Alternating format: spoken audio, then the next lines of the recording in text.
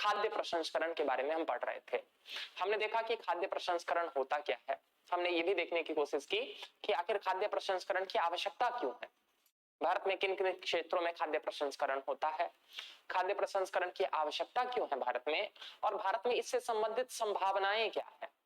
इसके बाद हमने देखा था कि इस दिशा में कौन कौन सी चुनौतियां हैं जो भारत में व्याप्त हैं या भारत में विद्यमान है। इसके बाद हमने अंत में देखना प्रारंभ किया था और आप लोगों को बोला था क्या कि अब हम लोग देखेंगे कि खाद्य प्रसंस्करण की दिशा में सरकार द्वारा क्या क्या कदम उठाए जा रहे हैं या सरकार की कौन कौन सी योजनाएं हैं इस दिशा में जो खाद्य प्रसंस्करण को बढ़ावा दे रही है या खाद्य प्रसंस्करण को संरक्षण देने का प्रयास कर रही है। तो आज हम देखने वाले हैं क्या कि गवर्नमेंट स्कीम्स, इस दिशा में कौन सी सरकारी योजनाएं हैं।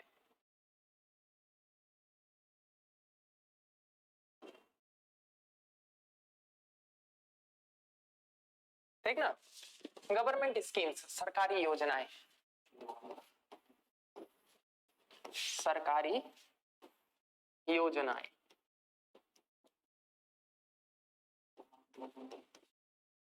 इन सरकारी योजनाओं में सबसे प्रमुख जो सरकारी योजना है उसके बारे में मैंने कल आप लोगों को बताया था, वो क्या था, वो था किसान संपदा योजना। किसान संपदा योजना।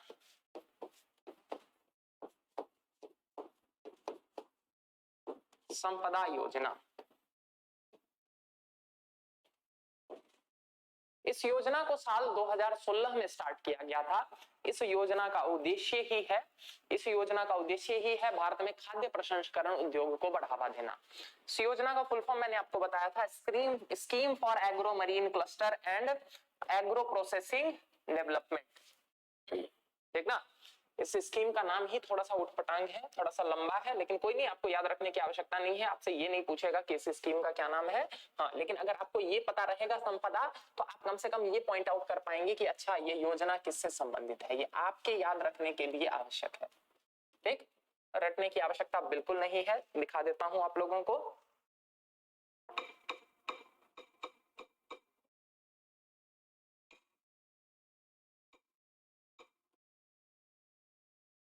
ये देखिए, प्रधानमंत्री किसान संपदा योजना। ठीक,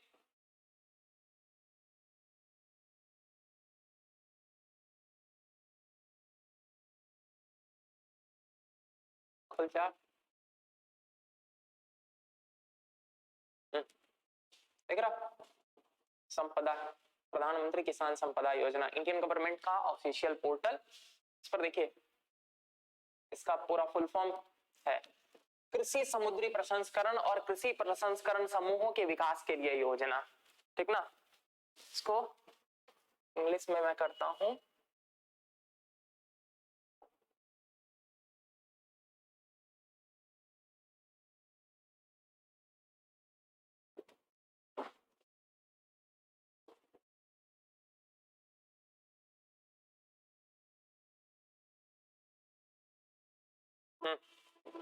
ये देखिए, सेंट्रल सेक्टर स्कीम, कौन सी स्कीम है ये, संपदा योजना। दिख रहा, scheme for agro marine processing and development of agro processing clusters. बताया ना, इसका नाम थोड़ा सा अजीब है, आपको याद रटने की आवश्यकता बिल्कुल नहीं है। बस इतना समझने के लिए कि एग्रो प्रोसेसिंग, ये प्रोसेसिंग अगर आपको याद रहे और एग्रो प्रोसेसिंग क्लस्टर्स याद रहे, तो इसके बेसिस पर आपको अंदाजा लग जाएगा क्या कि अच्छा ये योजना किससे संबंधित है। क्यों? क्योंकि एग्जाम्स में कई बार आपसे क्वेश्चन में पूछ लिया जाता है कि पीएम संपदा, यह योजना किससे संबंधित है। ठीक, तो उस टाइम आपको पता होना चाहिए कि यहाँ पर संपदा का मतलब ये नहीं है कि आप इसको पैसों या किसी और चीज से जोड़ लीजिए। ये किससे संबंधित है? फूड प्रोसेसिंग से संबंधित है। ठीक ना, cabinet committee of economic affairs ने 2017 में इसको अनुमोदित किया था, अप्रूव किया था, लेकिन 2016 में इसकी घोषणा कर दी गई थी। इसके क्या उद्देश्य हैं? देखिए, इसके उद्देश्य की यदि हम बात करें तो इनके उद्देश्यों में आपको क्या क्या देखने को मिलेगा।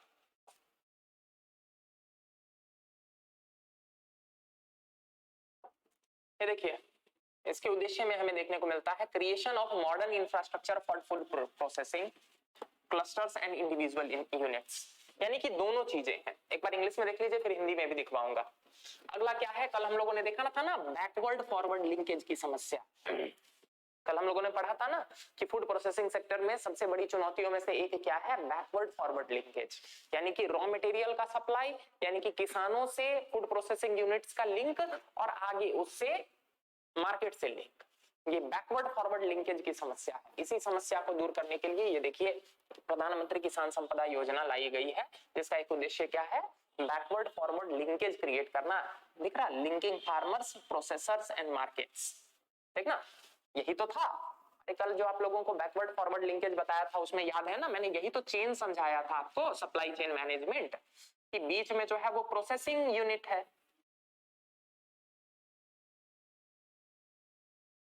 बीच में ये प्रोसेसिंग यूनिट है, इसको क्या चाहिए, इसको पीछे से चाहिए रॉ मटेरियल, कच्चा माल,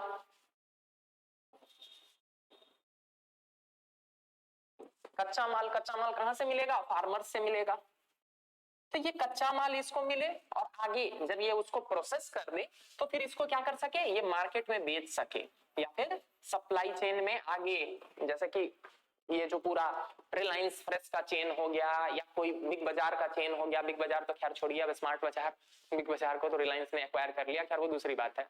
तो ऐसे चेन के साथ जोड़ सके, मतलब क्या उद्देश्य, उद्देश्य यही है कि ये खेत से लेकर पेट तक, पेट तक ये लिंक बन सके, खेत से पेट। क्यों, कोई भी उत्पादन हो रहा है वो क्यों हो रहा है, किसी भी खाद्य पदार्थ का उत्पादन इसलिए हो रहा है ताकि कोई उसको कंज्यूम करे, किसी के पेट में जाए वो, ठीक ना। इसी को कहा जाता है फ्रॉम फार्म, फार्म का मतलब खेत, टू फॉक, फॉक मतलब चम्मच, अरे वो कांटा वाला चम्मच, ठीक। तो वही सप्लाई चेन मैनेजमेंट दिख रहा। प्रधानमंत्री किसान संपदा योजना का दूसरा उद्देश्य है to create effective backward forward linkage, linking farmers, processors and markets. दिख रहा, बीच में ये है प्रोसेसर, इसको लिंक करना है किससे, फार्मर से, और आगे डाउनवर्ड या फॉरवर्ड लिंकेज में कौन सा हो गया, मार्केट से। अगला क्या उद्देश्य, चुनौती हमने देखी थी, ये देखिए सप्लाई चेन इंफ्रास्ट्रक्चर फॉर पेरिसेबल्स। पेरिसेबल्स का मतलब होते हैं ऐसे कृषि उत्पाद जो जल्दी खराब हो जाते हैं, उनको क्या कहा जाता है, उनको कहा जाता है पेरिसेबल्स, ठीक ना। तो उनके लिए एक रोबस्ट सप्लाई चेन डेवलप करना, एक ऐसा सप्लाई चेन बनाना ताकि ये खराब कम हो, ठीक ना।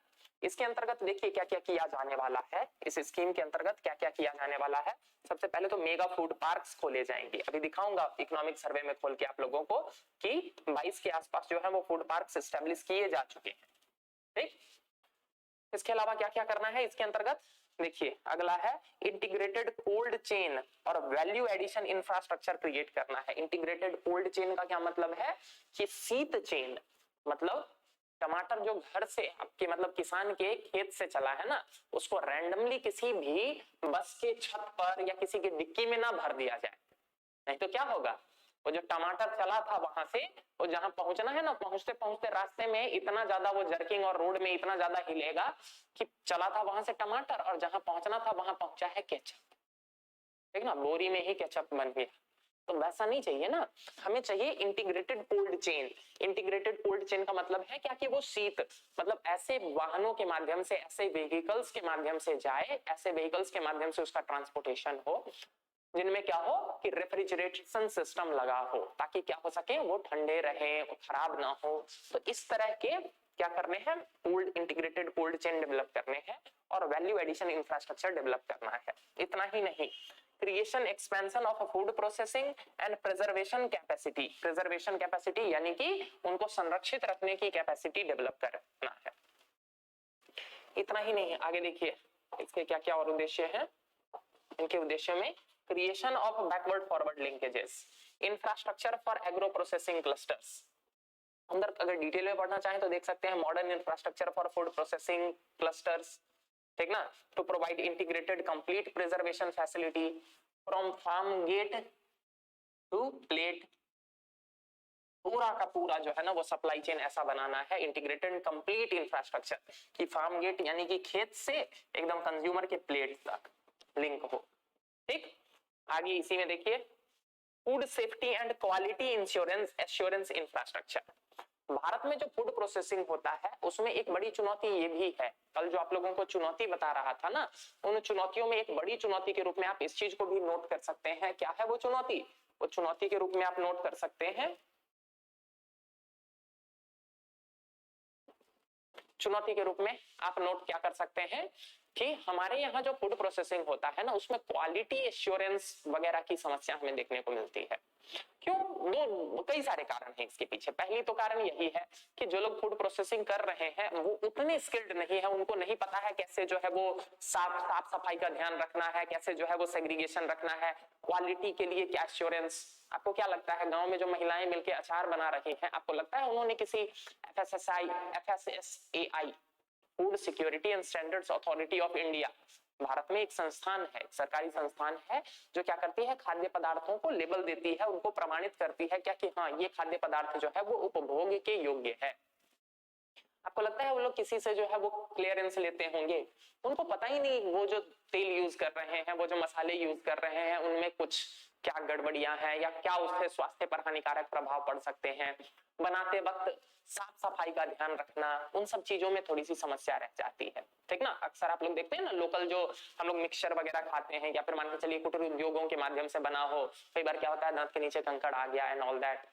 तो ये सब क्वालिटी एश्योरेंस, इन सब के लिए क्या करना है कि गवर्नमेंट क्या चाह रही है इस योजना के अंतर्गत कि वो food safety and quality assurance infrastructure create करे। उद्देश्य क्या है कि कम से कम उनको पता तो रहे, देख रहे हैं, quality and composition of food.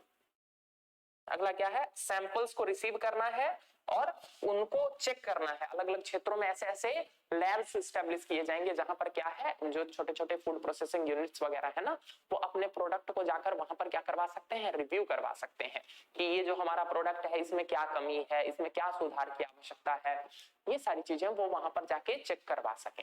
तो इससे क्या होगा, हमारे जो ये फूड प्रोसेसिंग इंडस्ट्री है ना, इनके प्रोडक्ट्स की क्वालिटी इनहेंस होगी। क्वालिटी इनहेंस होगी तो फिर क्या होगा, कंज्यूमर्स में कॉन्फिडेंस बढ़ेगा। कल जो एग्जांपल मैंने आपको बताया था ना कि आप जाते हैं मॉल में, एक तरफ जो है वो सिंपल सा व्हाइट कलर की पन्नी में एक सिंपल सा चिट लगा हुआ रखा हुआ है, चिप्स, ठीक, उसकी कीमत कितनी है, 100 ग्राम 10 रुपए में।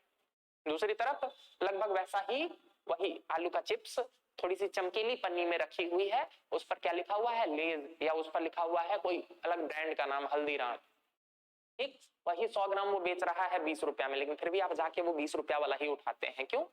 क्योंकि आपके मन में भरोसा है क्या कि लेज या हल्दीराम जो दे रहा है वो प्रोडक्ट ज्यादा बढ़िया है।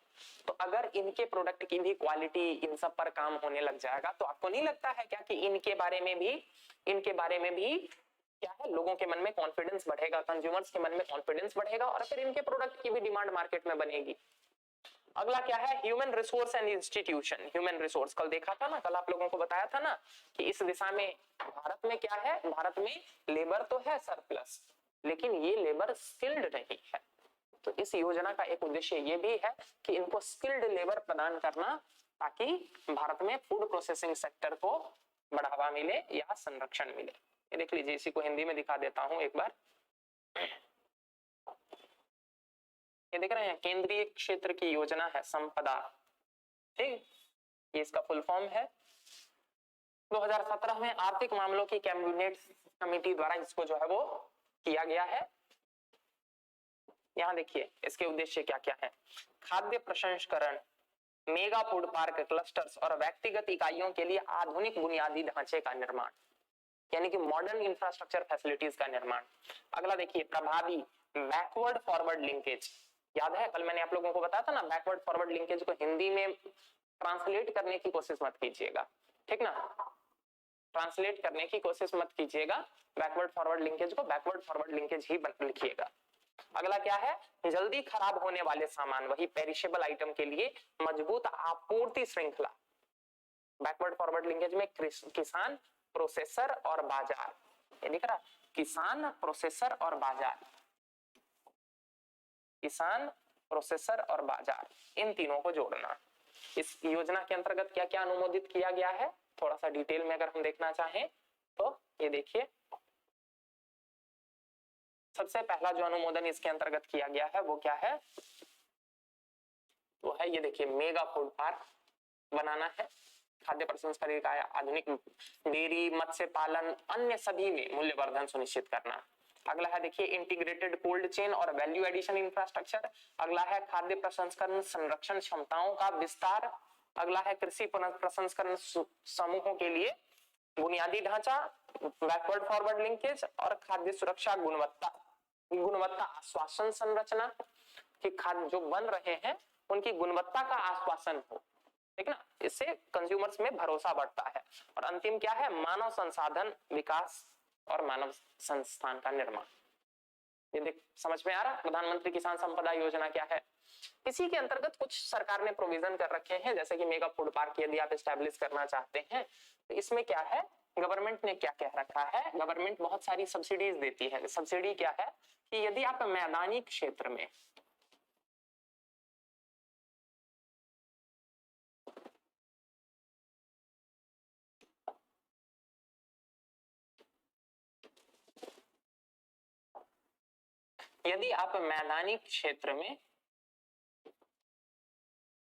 मेगा फूड पार्क स्टैब्लिश करना चाह रहे हैं तो सबसे पहली बात है तो मेगा फूड पार्क स्टैब्लिश करने के लिए आपको मिनिमम 50 एकड़ लैंड की आवश्यकता होगी। मेगा फूड पार्क बहुत बड़े क्षेत्र होते हैं, बहुत बड़े क्षेत्र में केवल फूड प्रोसेसिंग के संदर्भ में ही काम चल रहा होता है, इनको बोला जाता है मेगा फूड पार्क, ठीक ना। तो 50 एकड़ लैंड जो है ना मिनिमम आपको चाहिए, तो 50 एकड़ लैंड जो है वो आप खुद जुगाड़ कीजिए, इसमें सरकार कोई मदद नहीं, ठीक ना। तो लैंड वाला जो है वो प्रॉब्लम आप खुद निपटिए। हाँ, यदि आपने 50 एकड़ लैंड जमा कर लिया है, मतलब की व्यवस्था कर ली है, तो उसके बाद गवर्नमेंट आपको मदद करेगी।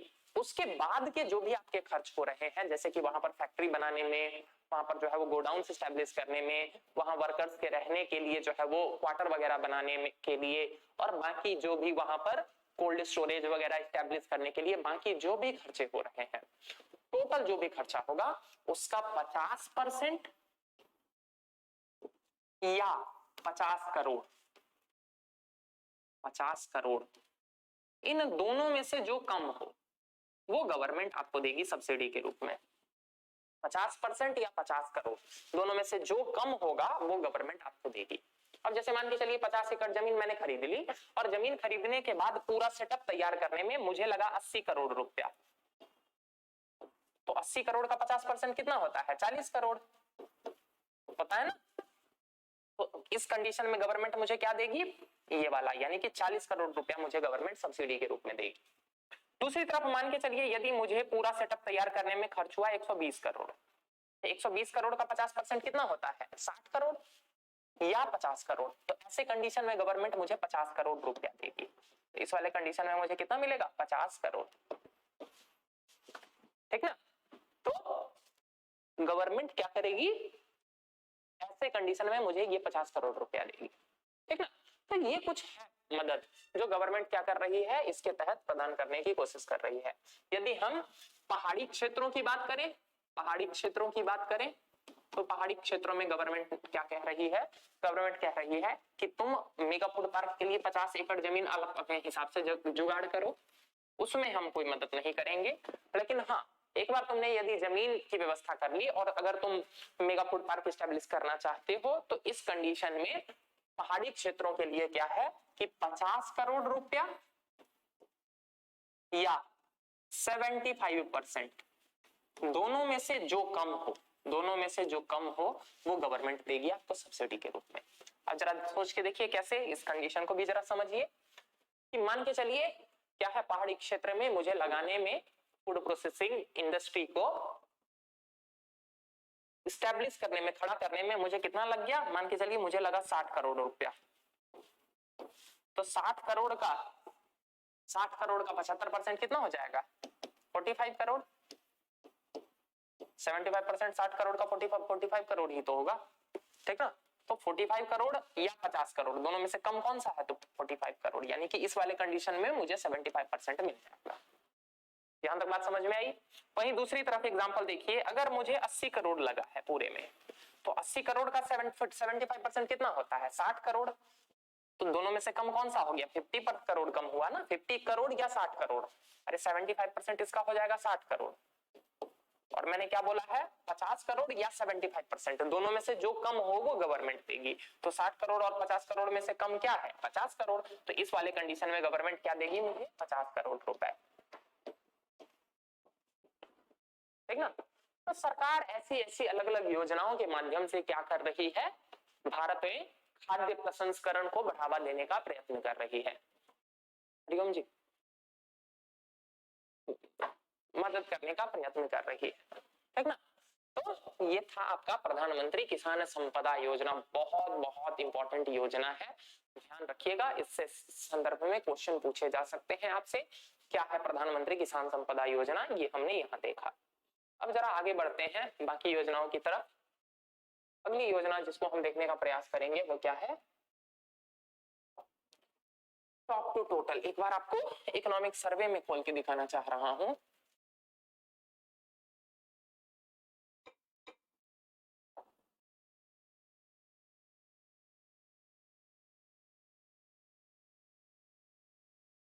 ये देखिए इकोनॉमिक सर्वे में गए, एग्रीकल्चर फूड मैनेजमेंट,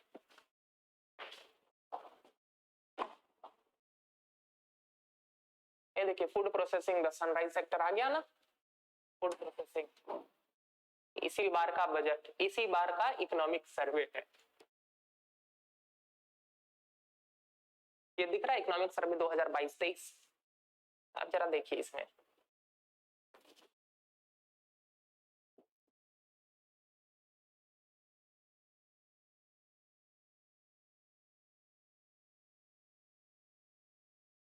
ये देखिए इसके अंतर्गत कुछ चर्चा की गई है ना। ये देखिए रिकॉग्नाइजिंग द एबंडेंट पोटेंशियल, ये देखिए प्रधानमंत्री किसान संपदा योजना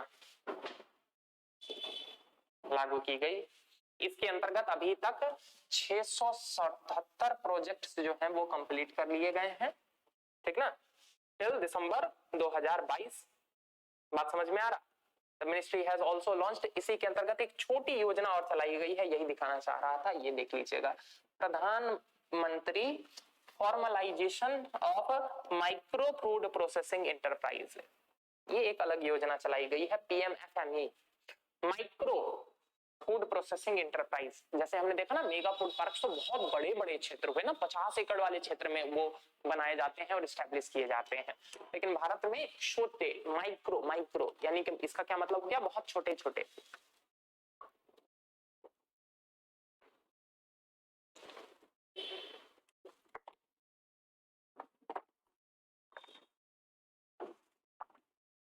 छोटे छोटे जो फूड प्रोसेसिंग एंटरप्राइज है ना, उनको स्टैब्लिश करने के लिए, उनको संरक्षण देने के लिए एक दूसरी योजना चलाई गई है जिसका क्या नाम है, प्रधानमंत्री formalisation of micro food processing enterprise. इस योजना को भारत में आत्मनिर्भर भारत, बताऊंगा जब इंडस्ट्री पढ़ा रहा होगा ना उस टाइम हम लोग बात करेंगे आत्मनिर्भर भारत अभियान क्या है, उसके बारे में बात करेंगे, ठीक ना। तो इसको उसी के तहत, अच्छा यहाँ देखिए, यहाँ दे भी तो रखा है, आत्मनिर्भर भारत अभियान के अंतर्गत जो है वो इसको लागू किया गया है, ठीक ना। इससे क्या होता है वह देखिए, providing financial, technical and business support to for upgradation and setting up of 2 lakh micro units in the country. Bharat में 2 लाख ऐसे छोटे छोटे फूड प्रोसेसिंग इंडस्ट्री को समर्थन देने के लिए, किस तरह के समर्थन, वित्तीय, तकनीकी और व्यावसायिक, तीनों तरह का समर्थन इसके अंतर्गत प्रदान किया जाता है, ठीक ना। इसके अंतर्गत देखिए 31 दिसंबर 2022 तक इतना लोन बांटा जा चुका है, कितने मूल्य का, 1402 करोड़ के मूल्य का जो है वो इसके अंतर्गत लोन बांटा जा चुका है। द स्कीम एडॉप्ट्स, कल हम लोगों ने बात किया था ना, 1 डिस्ट्रिक्ट 1 प्रोडक्ट, एक जिला एक उत्पाद, ठीक। उसके तहत जो है छोटे छोटे बनाने हैं, ये दिख रहा, यही ODOP को जान के खुशी होगी क्या कि ये यूपी सरकार की योजना थी जिसे फिर बाद में पूरे भारत में एडॉप्ट किया गया। ये देखिए, ठीक ना, शेयर्ड सर्विसेज, इसके अंतर्गत 713 districts with 137 unique product were approved. वर्तमान में ODOP, इसके अनुसार यदि हम बात करें तो भारत के 35 स्टेट्स और यूटीज में 713 डिस्ट्रिक्ट्स में, 713 जिलों में 137 यूनिक प्रोडक्ट को इसके अंतर्गत लाया गया है, ठीक ना, इस प्रोसेसिंग के अंतर्गत लाया गया है। बाकी प्रोडक्ट दूसरे के अंतर्गत हो सकते हैं, ठीक ना। इतना ही नहीं, इसी दिशा में एक और क्या योजना ही चलाई जा रही है, वो है production linked incentive scheme for food processing industry, PLI SFI। इसके अंतर्गत क्या किया जाता है, इसके अंतर्गत किया जाता है, ये देख रहे हैं, ready to eat, ready to cook product, इस तरह के जो भी प्रोडक्ट है ना, जितना ज्यादा प्रोडक्शन करते हैं उतना ही क्या किया जाता है, उनको इंसेंटिव दिया जाता है सरकार की तरफ से। ये भी योजना के रूप में याद रखिएगा। क्या क्या योजना हमने देखा, सबसे पहले देखा हमने प्रधानमंत्री किसान संपदा योजना, फिर हमने देखा प्रधानमंत्री formalisation of micro food processing enterprises, फिर उसके बाद हमने देखा ओडीओपी, फिर उसके बाद हमने देखा production linked incentive scheme for food processing sector. Production linked incentive के बारे में हम लोग बात करेंगे जब हम लोग इंडस्ट्री पढ़ रहे होंगे। अभी बस इतना जान लीजिए, प्रोडक्शन लिंक्ड इंसेंटिव का मतलब होता है कि एक पर्टिकुलर बेंचमार्क फिक्स कर दिया जाता है गवर्नमेंट के द्वारा, और यदि कोई उद्योग उससे ज्यादा उत्पादन कर रहा है, उससे ज्यादा सेल कर रहा है, उससे ज्यादा टारगेट अचीव कर रहा है, तो क्या किया जाता है, उनको पर यूनिट कुछ ना कुछ इंसेंटिव गवर्नमेंट की तरफ से एक्स्ट्रा दिया जाता है। इससे क्या होगा, इससे होता क्या है कि वो उद्योग जो होते हैं, वो इंडस्ट्रीज ज्यादा से ज्यादा प्रोडक्शन करना चाहेंगे। क्यों? क्योंकि गवर्नमेंट की तरफ से उनको मदद मिल रही है, ठीक ना। तो प्रोडक्शन लिंक्ड इंसेंटिव स्कीम के बारे में हम लोग अलग पढ़ेंगे। अभी बस इतना जान लीजिए कि भारत में फूड प्रोसेसिंग सेक्टर में भी प्रोडक्शन लिंक्ड इंसेंटिव स्कीम लागू की गई है। दिख रहा है ना, ठीक।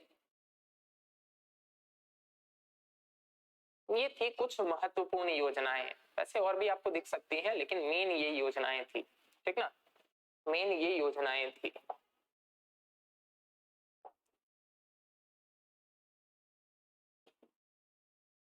ठीक ना। तो प्रधानमंत्री किसान संपदा योजना, इसके बाद प्रधानमंत्री formalisation of micro food processing enterprise, इसके बाद अगली कौन सी थी, ODOP, one district one product.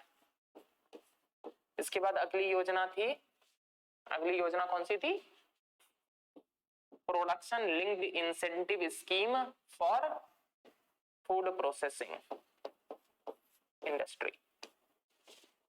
ठीक, ये कुछ योजनाएं हैं जो सरकार द्वारा चलाई जा रही हैं, किस उद्देश्य से, ताकि ये जो सनराइज सेक्टर है, या ये जो सनराइज सेक्टर है ना, इसको बढ़ावा मिल सके, इसको समर्थन मिल सके, इस दिशा में कुछ योजनाएं चलाई जा रही हैं।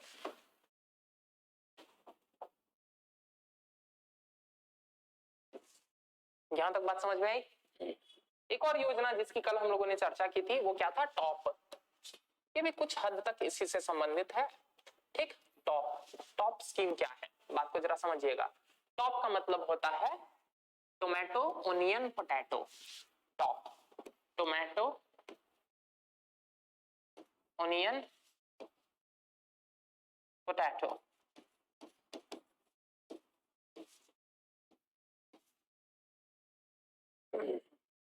भारत में क्या देखा जाता है कि जनरली इनकी हमेशा हर सीजन में भोजन में या फिर मार्केट में जो है वो डिमांड बनी रहती है। आलू हो गया, ओनियन हो गया, प्याज हो गया, टमाटर हो गया, ये हमारे लगभग भोजन में जो है वो हर दिन किसी न किसी रूप में यूज हो रहे होते हैं।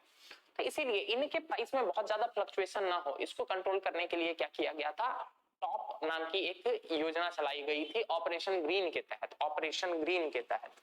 इसमें उद्देश्य क्या था, ऑपरेशन ग्रीन में, ऑपरेशन ग्रीन में उद्देश्य था कि इनके प्राइस को मॉनिटर किया जाएगा और बहुत ज्यादा इनके प्राइस में फ्लक्चुएशन को नहीं होने दिया जाएगा। वो जो देखने को मिलता था ना कि अचानक से जो है वो किसी सीजन में टमाटर जो है वो 200 रुपए किलो पहुंच गया है, कुछ कुछ क्षेत्रों में होता था ऐसा, तो उन्हीं चीजों को कंट्रोल करने के लिए टॉप योजना चलाई गई थी। तो स्टार्टिंग में कंट्रोल करना था इन तीनों के प्राइस को, बाद में क्या किया गया, इसी टॉप को 2020-21 के बजट में एक्सपेंड कर दिया गया, टॉप से टोटल, टॉप टू टोटल, यानी कि कुछ और लगभग 20 प्लस कृषि उत्पादों को अब इसके अंतर्गत जोड़ दिया गया है, जिसमें उद्देश्य क्या है कि वही कि या तो क्या बोलते हैं, इनके प्रोडक्शन ठीक ठाक बढ़ावा देना, प्रोडक्शन में यदि किसी तरह की कमी आ रही है तो उस कमी को काउंटर करने के लिए क्या करना, उस कमी को काउंटर करने के लिए इंपोर्ट को बढ़ावा देना, फूड प्रोसेसिंग के माध्यम से इनके लाइफ मतलब स्पैन को बढ़ावा देना ताकि इनका जो है वो खराब होने की रेट जो है वो कम हो सके, नए तरह के कृषि उत्पाद, नई तरह के जो है वो उत्पाद डेवलप करना, जैसे वही टोमेटो प्यूरी हो गया, या प्याज का जो है वो जिंजर गार्लिक पेस्ट, या फिर मान के चलिए वो टोमेटो का पेस्ट, इस सब टाइप का जो है वो अलग अलग तरह के उत्पाद क्रिएट करना ताकि क्या हो सके कि ये बहुत जल्दी खराब ना हो या इनके लिए वैकल्पिक उत्पाद जो है वो मार्केट में उपलब्ध हो। आजकल बहुत सारे ऐसे प्रोडक्ट आ गए हैं अलग अलग, जैसे पहले तो ये 3 ही थे ना, अब बाकी चीजें भी जब टॉप पे टोटल हुआ तो बाकी उत्पाद भी इसमें जोड़ दिए गए। यहां तक बात समझ में आई? तो ये कुछ योजनाएं थी जो किसके संदर्भ में थी, जो थी भारत में फूड प्रोसेसिंग इंडस्ट्री के संदर्भ में, ठीक ना।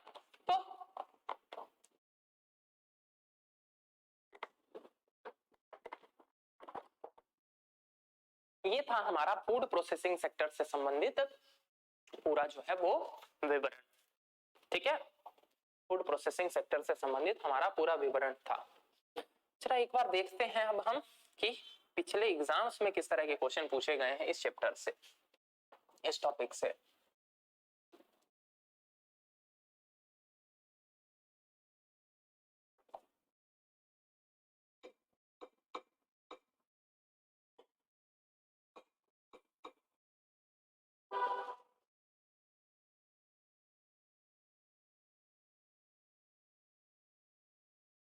ये देखिए यूपीएससी मेंस 2022 संघ लोक सेवा आयोग ऑफिशियल पेज, इसमें हम खोजेंगे जीएस पेपर 3।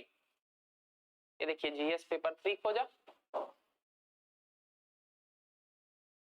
कब का है ये? 2021 का।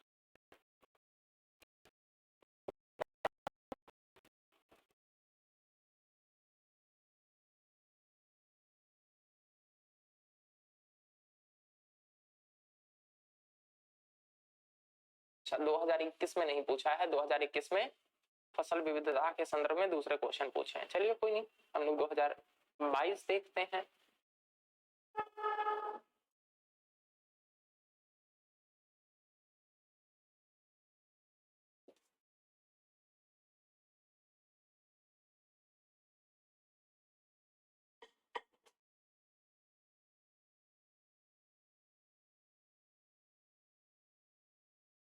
देखिए 2022 का खोला पेपर, देखते हैं 2022 में क्या पूछा गया है।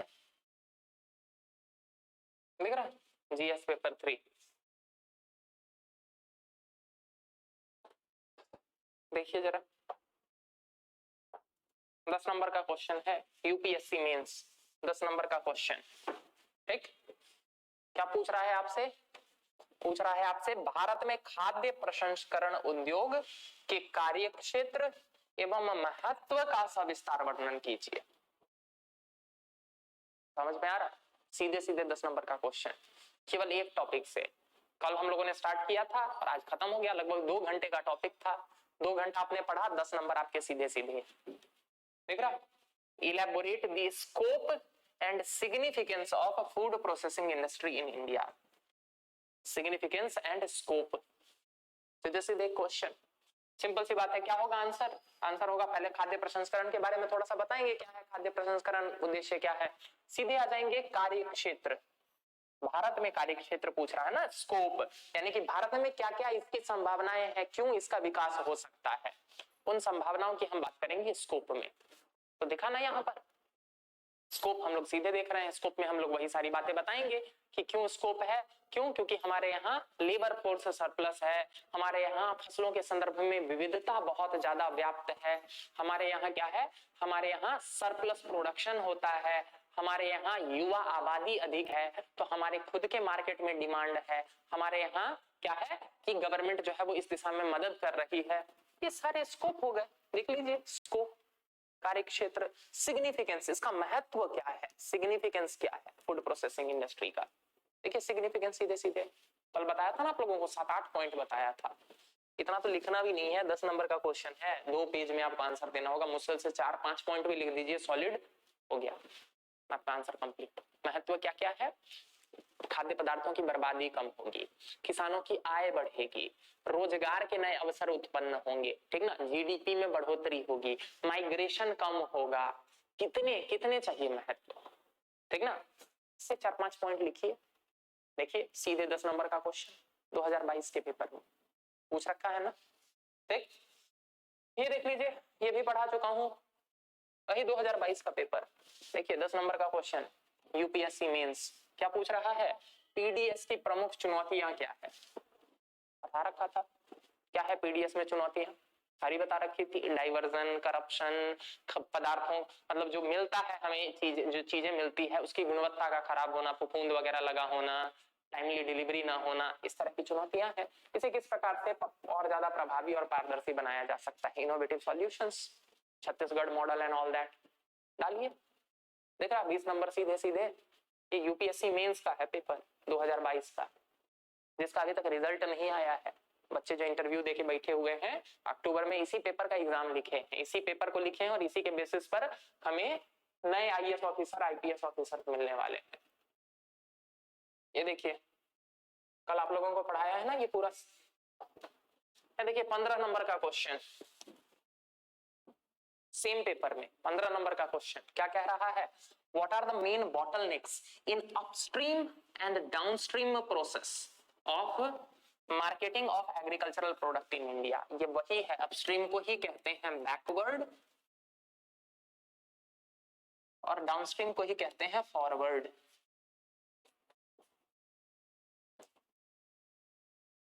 देख लीजिए खाली एक चैप्टर, 2 दिन की क्लास, कितना नंबर, 45 नंबर तो सीधे सीधे दिख रहा है आपको। जरा सोच के देखिए, इसीलिए बोल रहा हूँ भरोसे के साथ बस पढ़िए, जो चीजें पढ़ाई जा रही हैं उसको ध्यान से समझने की कोशिश कीजिए।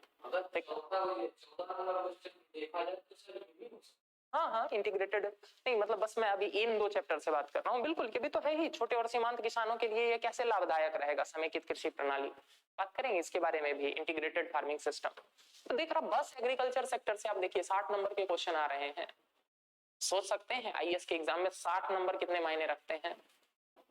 कल आपने देखा था what are the main bottlenecks in upstream downstream process, क्या क्या समस्याएं हैं। हिंदी में क्या कह रहा है, भारत में कृषि उत्पादों की विपणन यानी कि बिक्री में ऊर्ध्वमुखी और अधोमुखी प्रक्रिया में क्या प्रमुख बाधाएं हैं विपणन में, वही है प्रॉब्लम्स।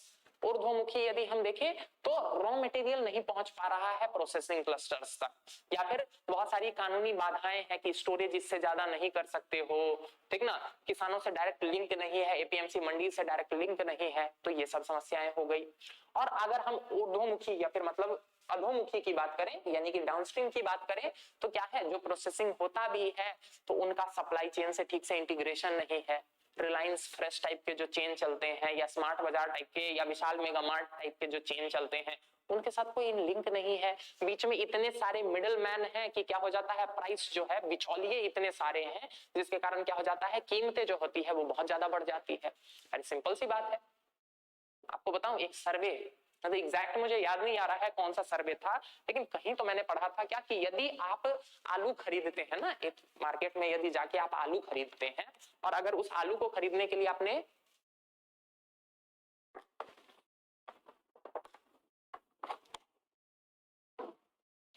30 रुपया पे किया है ना, 30 रुपया पे किया है यदि किसी सब्जी या फल को खरीदने के लिए, तो उस 30 रुपए का मात्र 6 रुपया एक्चुअल किसान को मिल रहा होता है जिसने उसको उगाया होता है। यानी कि ये जो बीच का 24 रुपया जो है ना, ये पूरा जो है वो बिचौलियों को जाता है। तो जरा सोच के देखिए, यही ना समस्या है डाउनस्ट्रीम की, कि इनका जो है वो पूरा सप्लाई चेन या फूड सिस्टम या फिर बड़े बड़े जो है मार्ट वगैरह, इनसे कोई डायरेक्ट लिंक नहीं है।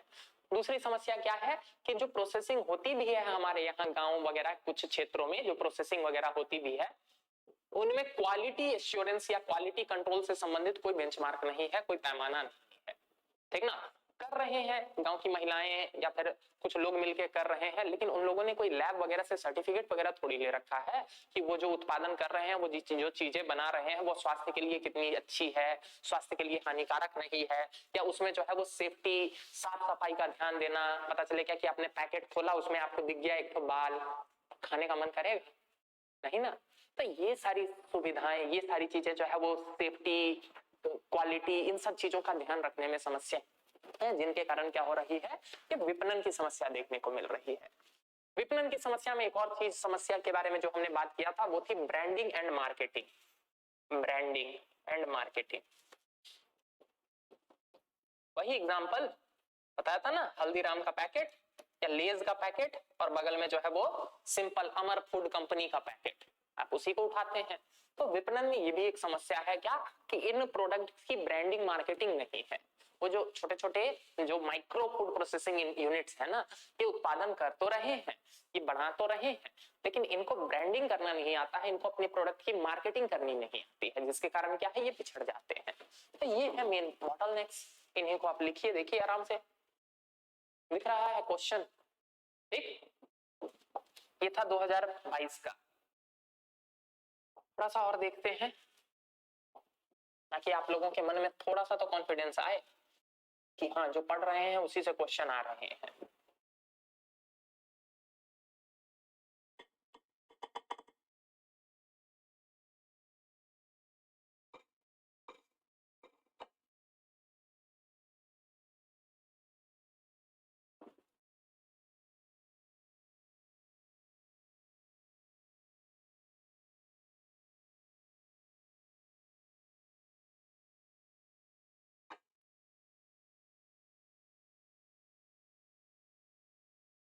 ये देखिए, ये 2020 का पेपर, इसमें देखिए जनरल स्टडीज पेपर 3 खोलते हैं।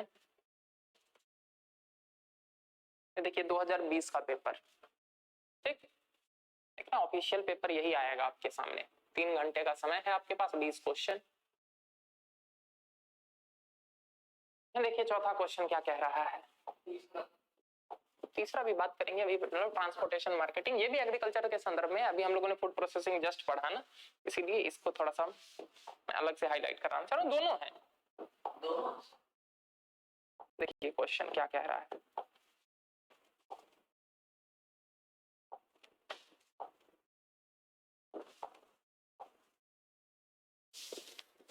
ये देखिए क्वेश्चन क्या कह रहा है, What are the challenges and opportunities of a food processing sector in the country? Bharat में खाद्य प्रसंस्करण क्षेत्र की चुनौतियां और अवसर क्या हैं? सिंपली कितनी सारी चुनौतियां बताई हैं। स्टार्ट कीजिएगा सिंपली खाद्य प्रसंस्करण के बारे में 2 लाइन में बताइए। आपके आंसर का फॉर्मेट बता रहा हूं मैं। स्टार्टिंग में 2-3 लाइन में बताइए खाद्य प्रसंस्करण है कि आपको इतने सारे आंकड़े दे रखे हैं मैंने, अगर आप चाहें तो आंकड़ों के साथ स्टार्ट कर सकते हैं। करंट का पर्सपेक्टिव डालना चाहें तो बिल्कुल बताइए कि इकोनॉमिक सर्वे के अनुसार क्या है, जहां एग्रीकल्चर क्षेत्र या कृषि क्षेत्र जो है वो लगभग 4% की दर से वृद्धि रही है, वहीं खाद्य प्रसंस्करण क्षेत्र 8% की दर से जो है वो वृद्धि दिखा रही है। आंकड़े हो गए। वो जो कहते हैं ना कि करंट का तड़का, उसके साथ आप स्टार्ट कीजिए। लेकिन अभी भी भारत में कई सारी चुनौतियां विद्यमान है। देखिए लिंक हो गया, ये आपको डालना होगा अपने आंसर में। आपने स्टार्टिंग में बताया खाद्य प्रसंस्करण के बारे में या खाद्य प्रसंस्करण में क्या तेजी आ रही है, फिर आप उसको लिंक कीजिए। यद्यपि भारत खाद्य प्रसंस्करण क्षेत्र अभी भी कई सारी चुनौतियों से ग्रसित है। लिंक बनाया कि चुनौतियां निम्नलिखित है। पॉइंट 1 पहली चुनौती, पॉइंट 2 दूसरी चुनौती, पॉइंट 3 तीसरी चुनौती, 5 चुनौतियां लिखिए। 10 नंबर का क्वेश्चन है तो बट ऑब्वियस है आपके पास स्कोप नहीं है बहुत ज्यादा खोल पाने का, ठीक ना। 10 नंबर का क्वेश्चन है ना, तो 5 चुनौतियां लिखिए पॉइंट वाइज, ठीक ना। फिर उसके बाद कनेक्ट कीजिए क्या कि इन चुनौतियों को दूर करने की आवश्यकता है। क्यों? क्योंकि खाद्य प्रसंस्करण क्षेत्र भारत में नए अवसर लेकर आ रहा है। अब हेडिंग बनाइए फिर से, अवसर, 5 अवसर लिखिए, बस बात खत्म। ये वाला पार्ट खत्म हो गया, 5 अवसर लिखा, ये पार्ट खत्म हो गया। क्या बोल रहा है, खाद्य प्रसंस्करण को प्रोत्साहित कर कृषकों की आय में कैसे वृद्धि की जा सकती है। खाद्य प्रसंस्करण को यदि प्रोत्साहन दिया जाए, यदि इसको बढ़ावा दिया जाए तो कृषकों की आय में कैसे वृद्धि होगी। तो वहां फिर वही सारे पॉइंट्स आप डालिए। क्या है कि खाद्य प्रसंस्करण क्षेत्र में मूल्यवर्धन की संभावना बहुत अधिक है, मूल्यवर्धन की संभावना बहुत अधिक है। तो इसका क्या मतलब है कि इससे किसानों की आय में बढ़ोतरी होगी। बोला एग्जांपल डालिए क्या कि 2%, केवल 2% खाद्य पदार्थों का प्रसंस्करण होता है, लेकिन कुल कृषि के मूल्य में कुल सभी उत्पादों के मूल्य में ये 2% प्रसंस्कृत उत्पाद 32% मूल्य में योगदान करते हैं। ठीक है, कृषकों की आय में बढ़ोतरी और कैसे होगी, दूसरा पॉइंट आप बताएंगे क्या, इससे क्या होगा कि कृषकों को, जो भारतीय कृषि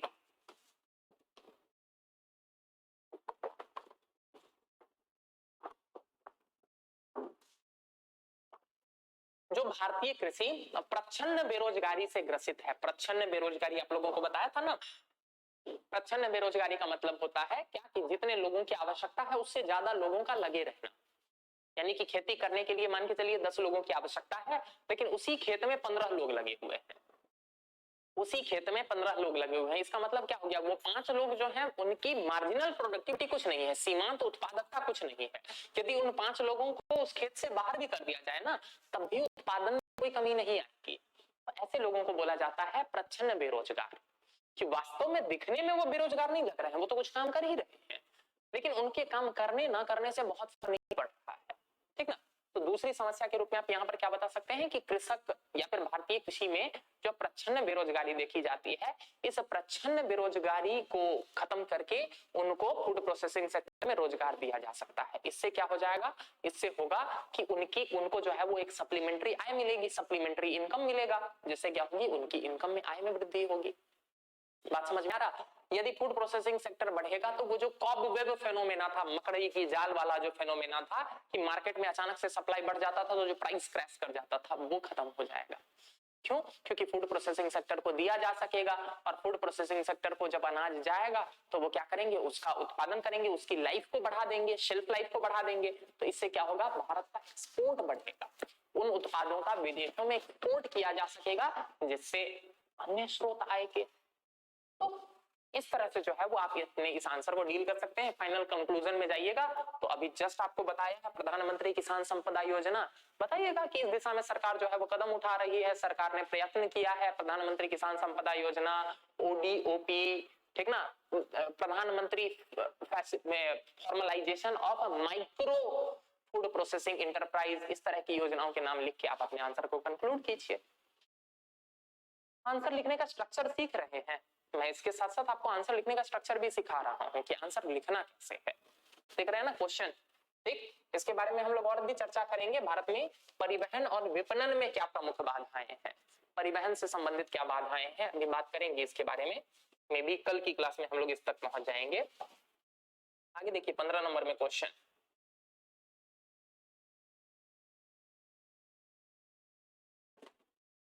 ये देखिए, धान गेहूं प्रणाली को सफल बनाने के लिए कौन से प्रमुख कारक उत्तरदायी हैं, बात करेंगे। आप लिखना चाहें तो इसमें वो जो ग्रीन रेवोल्यूशन वाला आपको पूरा पॉइंट बताया था ना, वो आप मेंशन कर सकते हैं कि धान गेहूं प्रणाली क्यों हुई और इस सफलता के बावजूद ये भारत के लिए अभिशाप कैसे बन गई। आप आराम से लिख सकते हैं कि इसके कारण कैसे बाकी फसलों को जो है वो नजरअंदाज किया जा रहा है, और क्या हो रहा है, जल का ज्यादा से ज्यादा दोहन, जिन क्षेत्रों में धान नहीं भी उगना चाहिए या प्राकृतिक रूप से वैसी परिदशाएं नहीं है, परिदृश्य वैसा नहीं है, जलवायु दशाएं वैसी नहीं है कि वहां धान की खेती हो सके, उन क्षेत्रों में भी धान की खेती की जा रही है, जिसके कारण क्या हो रहा है, वहां पर भौम जल स्तर वगैरह गिर रहा है। धान की खेती के कारण क्या होता है, मीथेन एमिशन वगैरह एंड ऑल दैट, ये सारी चीजें आप आराम से लिख सकते हैं इस आंसर में। इतना केवल एग्रीकल्चर से कितने क्वेश्चन आ रहे हैं, इसलिए बोलता हूं कि जो बातें पढ़ाई जा रही हैं आपको ध्यान से पढ़िए, समझिए, मुद्दों को क्लियर कीजिए और देखिएगा आराम से जो है वो आप आंसर कर पाइएगा। आराम से जो है वो आप एग्जाम में जो भी आपसे प्रश्न पूछे जाएंगे इस क्षेत्र के संदर्भ में, उन प्रश्नों का आप आराम से उत्तर दे पाइएगा। यहां तक समझ में आ गया। तो अब जरा हम अब एक अगले चैप्टर की तरफ बढ़ते हैं, एक अगले टॉपिक की तरफ बढ़ते हैं, which is what, which is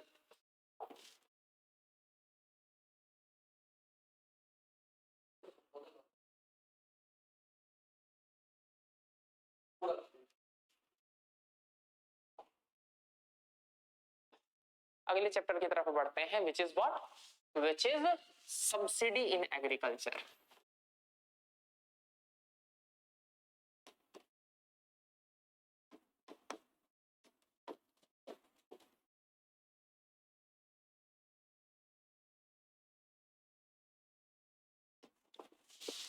subsidy in agriculture, कृषि में सब्सिडी।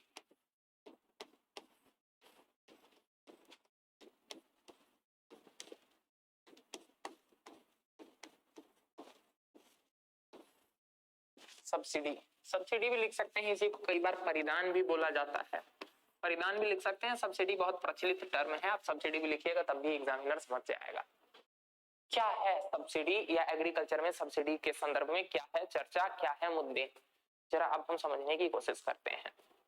ठीक है, देखिए सब्सिडी कहते किसको है, पहली बात तो क्वेश्चन यही आता है कि sir what exactly is this term subsidy stands for. Subsidy का सिंपल सा मतलब क्या होता है कि सरकार द्वारा प्रदान की गई कोई भी मदद, उसको हम क्या बोलेंगे, उसको हम बोलेंगे सब्सिडी। सरकार द्वारा प्रदान की गई किसी भी प्रकार की मदद, any kind of help provided by the government can be termed as a subsidy. ठीक है। सामान्यतः ये जो होता है वो मौद्रिक रूप में होता है। जब हम सब्सिडी की बात कर रहे होते हैं तो सामान्यतः ये मौद्रिक रूप में ही हम इसको देखते हैं। जैसे वैसे यदि हम देखें तो सरकार तो हमें जो गवर्नमेंट स्कूल्स वगैरह खोल के दे रही है या फिर जो सरकारी हॉस्पिटल्स हैं एक तरह से, तो वो भी सरकार की तरफ से मदद ही है। लेकिन जब हम सब्सिडी की बात कर रहे होते हैं तो वहां हम थोड़ा सा मौद्रिक मूल्य देखने की कोशिश करते हैं या मौद्रिक रूप में इस बात को समझने की कोशिश करते हैं। ठीक ना, कि किसी भी तरह का फाइनेंशियल असिस्टेंस यानी कि वित्तीय समर्थन सरकार द्वारा, उसको हम क्या कहेंगे, सब्सिडी। अब प्रश्न आता है कि आखिर कृषि में सब्सिडी क्यों, कृषि में सब्सिडी क्यों। ठीक है, तो उद्देश्य क्या है, वाई, उद्देश्य क्या है सब्सिडी के।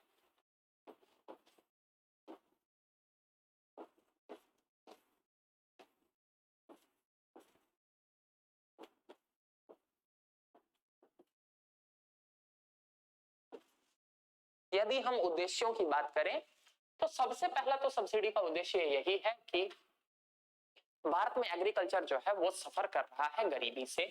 ठीक ना, कृषि जो है वो बहुत आकर्षक एक आर्थिक गतिविधि के रूप में नहीं मानी जाती है। आपको बताया था ना, एग्जांपल याद कीजिए, मैंने बताया था ना कि आप अपने मित्रों में से पूछिए, आपको अपने मित्र में से शायद ही कोई ऐसा मिला होगा जो ये कह रहा होगा कि वो बड़ा होकर एक बहुत बढ़िया किसान बनना चाहता है। ऐसा कोई नहीं मिलता है। देख लीजिए, स्कूल में जाके, किसी भी स्कूल में जाइए, सर्वे करना है ना, जाके आप 5वीं 6वीं 7वीं 8वीं 10वीं किसी भी क्लास में चले जाइए और जाके बच्चों से पूछिए क्या कि वो बच्चे हाथ उठाइए जो बड़े होकर बहुत अच्छा किसान बनना चाहते हैं। हमको नहीं लगता है कोई हाथ उठाएगा। ठीक ना, तो कृषि जो है वो बहुत अधिक आकर्षक आर्थिक गतिविधि नहीं रह गई है। तो अब जरा सोच के देखिए, यदि कृषि आकर्षक गतिविधि नहीं रह गई है तो इसका सिंपल सा क्या मतलब होगा कि किसान जो है वो अपने आप को कृषि से दूर करना चाहेंगे। ऐसे में सरकार सब्सिडी के माध्यम से किसानों के लिए कृषि को आकर्षक बनाए रखना चाहती है। बात समझ में आया। तो सबसे पहला उद्देश्य क्या है, कृषि को आकर्षक बनाए रखना। ठीक ना, आकर्षक बनाए रखना कृषि को।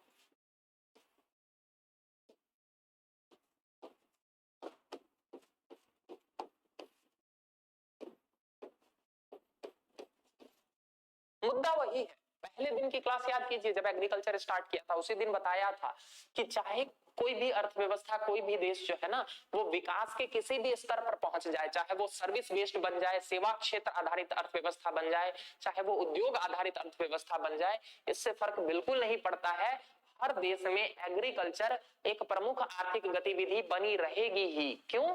क्योंकि सेवा क्षेत्र से आपका पेट नहीं भर जाएगा। आपका पेट भरने के लिए तो आपको फूड प्रोडक्शन करना ही पड़ेगा ना। फूड प्रोडक्शन के पेट कैसे भरेंगे? इंडस्ट्रीज के लिए रॉ मटेरियल कहां से आएंगे? वो तो इसी क्षेत्र से आएंगे ना, एग्रीकल्चर सेक्टर से ही तो आएंगे ना। तो इसीलिए कृषि को आकर्षक बनाए रखने के लिए गवर्नमेंट क्या करती है, सब्सिडीज देती है। पहला तो कारण समझ में आया, पहला उद्देश्य समझ में आया। दूसरा यदि हम उद्देश्य की बात करें तो दूसरा उद्देश्य क्या कहता है कि Indian government has been following the model of welfare state. Bharat सरकार या भारत का जो सरकारी तंत्र है या भारत की जो शासन प्रणाली है वो कल्याणकारी राज्य की संकल्पना पर आधारित है। इस कल्याणकारी राज्य की संकल्पना में यह बात अंतर्निहित है कि जो समाज के पिछड़े वर्ग हैं या फिर जो समाज में पीछे छूट गए हैं, उनके लिए सरकार को कुछ अलग से मदद करने की आवश्यकता है। यही कारण है चूंकि भारत में किसान वर्ग को या कृषक वर्ग को पिछड़ा वर्ग माना जाता है, बाकियों की तुलना में थोड़े से पिछड़ गए हैं आर्थिक रूप में, तो सरकार क्या करती है, कल्याणकारी मॉडल के अनुरूप या कल्याणकारी मॉडल का अनुसरण करते हुए इनके लिए सब्सिडी प्रोवाइड करती है। बात समझ में आया? जो अमीर है उनसे टैक्स लेती है और उसका क्या प्रयोग करती है, किसानों को सब्सिडी प्रदान करने में। तो दूसरा इसका उद्देश्य आप लिख सकते हैं, कल्याणकारी राज्य की संकल्पना।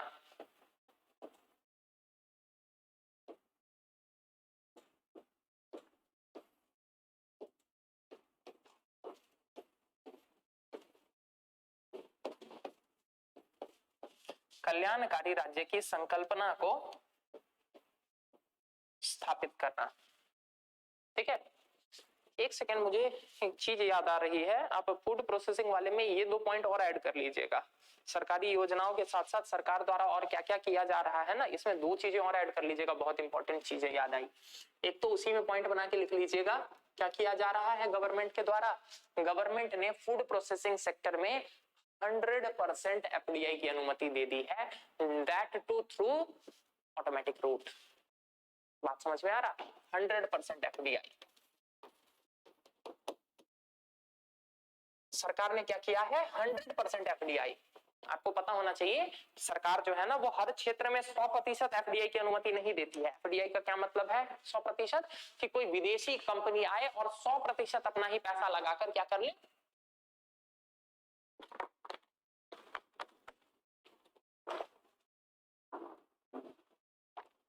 100% अपना ही पैसा लगाकर क्या करे, एक कंपनी स्टैब्लिश कर ले। अब जो है भारत में अनुमति मिल चुकी है, 100% एफडीआई अलाउड है। किसमें? फूड प्रोसेसिंग सेक्टर में। क्षेत्रों में नहीं है। जैसे कि एक बात बताइए, आईसीआईसीआई प्रूडेंशियल सुना है ना, life insurance, ICICI prudential life insurance, यानी कि लाइफ इंश्योरेंस में जो है वो 100% एफडीआई की अनुमति नहीं है। तो प्रूडेंशियल नाम की जो विदेशी कंपनी है उसको यदि भारत में लाइफ इंश्योरेंस या इंश्योरेंस के संदर्भ में काम करना है तो उसे एक इंडियन पार्टनर खोजना पड़े। तो उसने क्या किया, एक इंडियन पार्टनर खोजा जिसका क्या नाम है, आईसीआईसीआई। दोनों ने मिलके काम करना स्टार्ट किया। बात समझ में आ रहा? जैसे कि बजाज आलियांज, आलियांज एक विदेशी कंपनी, बजाज एक भारतीय कंपनी, दोनों ने साथ मिलकर इंश्योरेंस का काम करना स्टार्ट किया। तो ऐसे पढ़ाऊंगा, बात करेंगे हम लोग, जब इंश्योरेंस सेक्टर पढ़ रहे होंगे ना तो उस टाइम बात करेंगे इसके बारे में। लेकिन अभी क्या है कि भारत में फूड प्रोसेसिंग सेक्टर में 100% एफडीआई की अनुमति है, यानी कि कोई विदेशी कंपनी सीधे आकर अकेले खोल सकती है। ये भी एक सरकार की मदद ही है ना इस क्षेत्र में। और इसके अलावा एक और जो बहुत ही महत्वपूर्ण, वेरी वेरी इंपॉर्टेंट पॉइंट है वो क्या है, इसी संदर्भ में आप मेंशन कर सकते हैं कि सरकार ने एक अलग मिनिस्ट्री बना दी है फूड प्रोसेसिंग से रिलेटेड, ठीक ना, मिनिस्ट्री ऑफ फूड प्रोसेसिंग।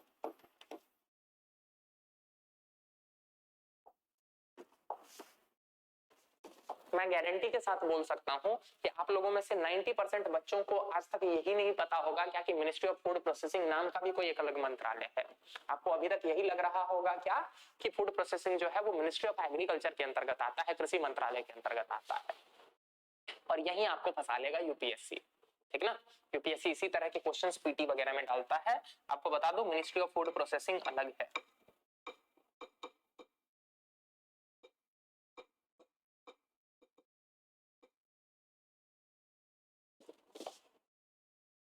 देख रहा,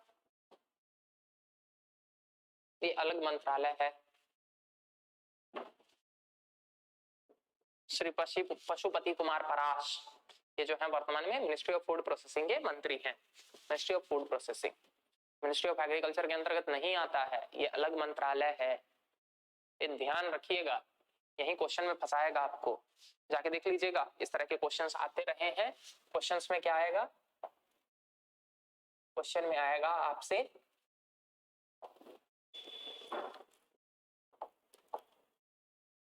क्वेश्चन में क्या पूछेगा, आपसे क्वेश्चन में पूछेगा क्या कि प्रधानमंत्री किसान संपदा योजना, किसान संपदा योजना ये कौन सी मिनिस्ट्री से संबंधित है, कौन से मंत्रालय से संबंधित है। और पहला ही ऑप्शन देगा आपको क्या, मिनिस्ट्री ऑफ एग्रीकल्चर, ठीक है। दूसरा ऑप्शन रहेगा ministry of food and public distribution, तीसरा होगा मिनिस्ट्री ऑफ पंचायती राज, और चौथा ऑप्शन दिया रहेगा ministry of food processing industry. आप पहला ही ऑप्शन देखिएगा मिनिस्ट्री ऑफ एग्रीकल्चर, और आप अपने मन में मुस्कुराइएगा क्या कि लोग कहते थे कि यूपीएससी टफ है, लेकिन शायद हमने तैयारी इतनी अच्छी कर ली है कि 1 सेकंड में हम तो आंसर पता कर रहे हैं। आप जो है वो ऑप्शन ए मार्क कीजिएगा और आगे बढ़ जाइएगा इस उत्साह के साथ, इस मुस्कुराहट के साथ कि लग रहा है इस बार जो है ना वो हमारा सिलेक्शन तय है, ठीक ना। इस उम्मीद के साथ आप आगे बढ़ जाइएगा और आप अपने 2 नंबर के साथ साथ 0.66 मार्क्स नेगेटिव के रूप में और गवा जाइएगा। तो पता होना चाहिए कौन से मंत्रालय से संबंधित है। आप जाके देख लीजिएगा प्रीवियस ईयर क्वेश्चंस में इस तरह के बहुत सारे क्वेश्चन पूछे गए हैं, ठीक है, कि सीधे पूछ लेता है कोई योजना का नाम देकर कि ये योजना जो है वो कौन से मंत्रालय से संबंधित है, कौन से मिनिस्ट्री से संबंधित है, ठीक ना। तो देख लीजिएगा गवर्नमेंट ने क्या किया है, फूड प्रोसेसिंग को बढ़ावा देने के लिए एक अलग मंत्रालय का ही गठन कर दिया है। अब समझ में आ रहा क्यों मैंने बताया था सनराइज सेक्टर है।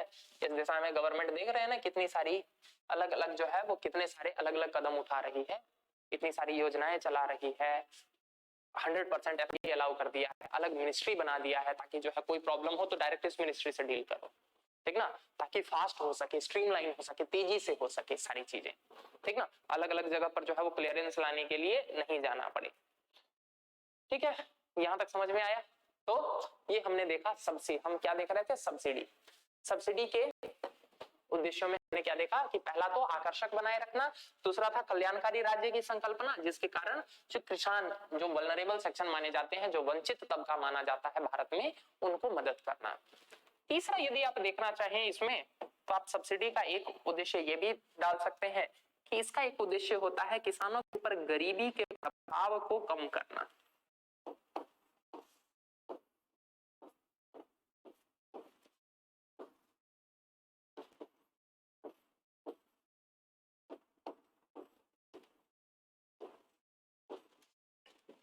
गरीबी के प्रभाव को कम करना। अभी देखेंगे कैसे गरीबी का प्रभाव कम होता है। गरीबी परिभाषित करें, गरीबी को परिभाषित करें तो क्या होता है परिभाषा, अगर हम उसको डिफाइन करने की कोशिश करें, it is an economic condition where a person और a family fails to acquire the basic necessities of human life. क्या है, एक ऐसी आर्थिक परिदशा होती है जिसमें एक व्यक्ति या परिवार जो है वो जीवन के लिए मूलभूत आवश्यक वस्तुओं को प्राप्त करने में असफल रह जाता है। कृषक वर्ग में गरीबी व्याप्त है, ठीक ना। अब एक बात, ये सब्सिडी के रूप में यदि कुछ फाइनेंशियल असिस्टेंस दे दिया जाता है तो इससे क्या होता है, वो जो गरीबी का प्रभाव, गरीबी समाप्त नहीं हो रही है लेकिन हाँ वो गरीबी का प्रभाव कम हो रहा है। अभी हम लोग पढ़ेंगे, ठीक ना, इनके बारे में कि कैसे जो है वो गरीबी का प्रभाव कम हो रहा है। हम योजनाओं को भी देखेंगे जब आप लोगों को बताऊंगा ना, किसान सम्मान निधि, नाम तो सुना ही होगा, किसान सम्मान निधि, प्रधानमंत्री किसान सम्मान निधि। तो जब उस योजना की बात करेंगे तो उस टाइम बताऊंगा कैसे जो है वो इससे गरीबी का प्रभाव कम होता है। यहां तक बात समझ में आया। ये तो ऑब्जेक्टिव्स है। यदि हम बात करें सब्सिडीज की तो भारत में दो तरह से सब्सिडीज एग्रीकल्चर में दी जाती रही है, टू टाइप्स, दो प्रकार की से जो है वो सब्सिडी दी जाती रही है। पहली जिसको कहते हैं डायरेक्ट सब्सिडी और दूसरी को हम क्या कहते हैं, इनडायरेक्ट सब्सिडी।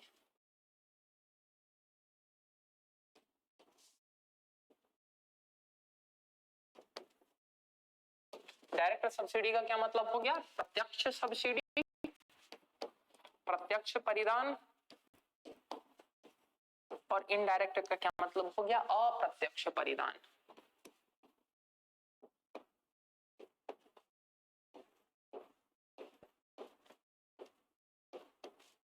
अप्रत्यक्ष परिदान, प्रत्यक्ष एवं अप्रत्यक्ष परिदान।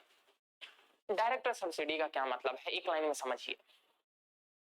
थोड़ी देर के लिए मान लीजिए मेरी दाढ़ी बड़ी हो गई है, मतलब मैं मोदी जी हो गया हूं, ठीक ना, तो मैं सरकार हूं, आप जो है वो मान के चलिए किसान हैं, ठीक।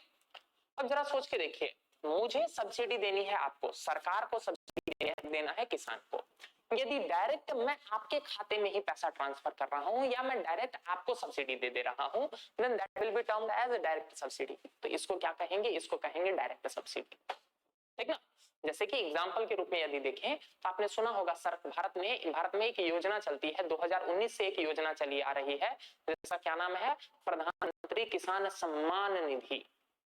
सुना है, पीएम किसान के नाम से प्रचलित है, जिसके अंतर्गत क्या होता है, भारत में जितने भी किसान हैं उनको प्रति वर्ष 6,000 रुपए सरकार से आर्थिक मदद दी जाती है, डायरेक्ट उनके खातों में ट्रांसफर किया जाता है। अब जरा सोचिए, ये जो पैसे दिए जा रहे हैं, आपको नहीं लग रहा है ये एक तरह की वित्तीय मदद है जो सरकार दे रही है किसानों को?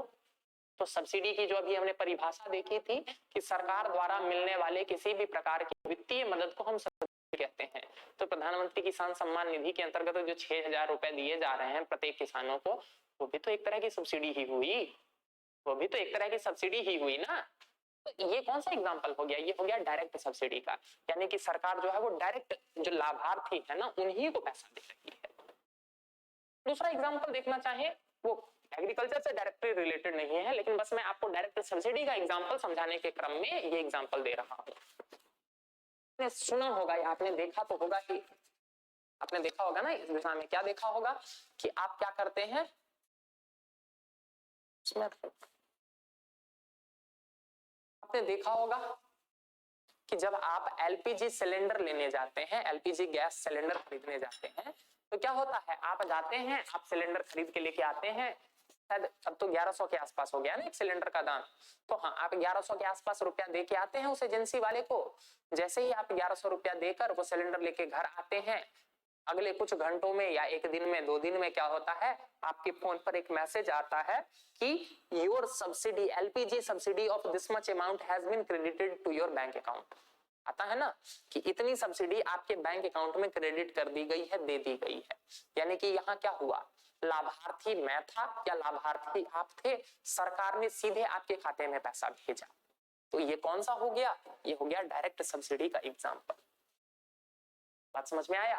तो ये क्या हो गया, ये हो गया डायरेक्ट सब्सिडी का एग्जाम्पल। क्लियर है? वही दूसरी तरफ इनडायरेक्ट सब्सिडी क्या होता है? इनडायरेक्ट सब्सिडी का मतलब होता है कि मैं सरकार हूं, आप लाभार्थी हैं, मुझे लाभ देना है आपको ही, लेकिन मैं डायरेक्ट पैसा आपको ना देकर मैं किसी तीसरे आदमी को पैसा दे रहा हूं, यानी कि लाभ इनडायरेक्टली आप तक पहुंच रहा है। Then this will be termed as indirect subsidy. इसको क्या बोलेंगे? इसको बोलेंगे अप्रत्यक्ष सब्सिडी। कैसे होता है एग्जाम्पल के साथ समझिए। मान के चलिए क्या हो गया, आपको खेती करने के लिए यूरिया की आवश्यकता है, उर्वरक के रूप में आपको यूरिया डालना है अपने खेत में, ठीक है। अब मान के चलते हैं कि एक बोरी यूरिया बनाने में वैसे वास्तविक रूप से एक कंपनी को खर्च आता है 500 रुपए, ठीक ना, और 550 रुपए यानी कि 50 रुपया उसमें वो मार्जिन जोड़कर उसको मार्केट में बेचना चाहती है, यानी कि 550 रुपए में वो बेचना चाहती है। लेकिन मैंने क्या किया, सरकार मैंने क्या किया, मैंने बोला क्या कि ऐसा करते हैं तुम जो है वो इसको बेचो कितने में, 350 रुपए में, 200 रुपए का जो तुम्हें घाटा हो रहा है ना वो हम तुमको दे देंगे। पॉइंट समझ में आ रहा है? यहाँ पर क्या पॉइंट है कि देखिए लाभ आपको ही मिल रहा है, किसानों को ही मिल रहा है, 350 रुपए में उनको वो बोरी मिल रही है जिसकी वास्तव में कीमत 550 रुपए है। लेकिन यहाँ पर पैसा मैं डायरेक्ट आपके खाते में नहीं भेज रहा हूं, मैं किसको भेज रहा हूं, यहाँ पर पैसा मैं भेज रहा हूं किसी और को। बात समझ में आया? तो इसीलिए इसको बोला जाता है indirect subsidy. Getting my point? जैसे कि आप लोगों ने देखा होगा या सुना होगा, एग्रीकल्चर से यदि जुड़े होंगे आप लोगों को यह भी पता होगा क्या कि क्या होता है, एग्रीकल्चर से अगर आप जुड़े होंगे तो आपको ये भी पता होगा कि सामान्यतः हमें क्या देखने को मिलता है कि एग्रीकल्चर में जो बिजली वगैरह, तो एग्रीकल्चर के लिए जो हम बिजली का जो वो मीटर लगवाते हैं, एग्रीकल्चर के संदर्भ में क्या होता है कि पर यूनिट चार्ज 1 रुपया, 1.5 रुपया, 2 रुपया ऐसे होता है ना।